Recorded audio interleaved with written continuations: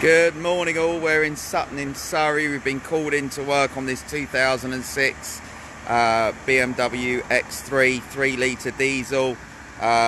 Basically the client's owned it since September. They had a fault with it. They have not been able to supply me the details of what it was, which stopped the DPF regenerating for a period of time, so it became clogged.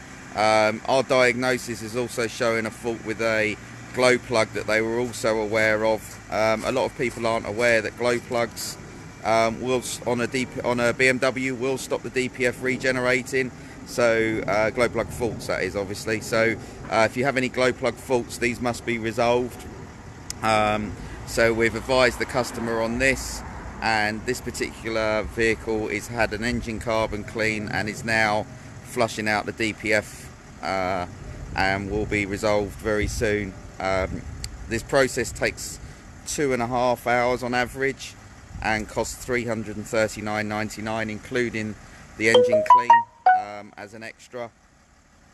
We are mobile across the UK, and you can find your local technician at carbon-cleaning.co.uk.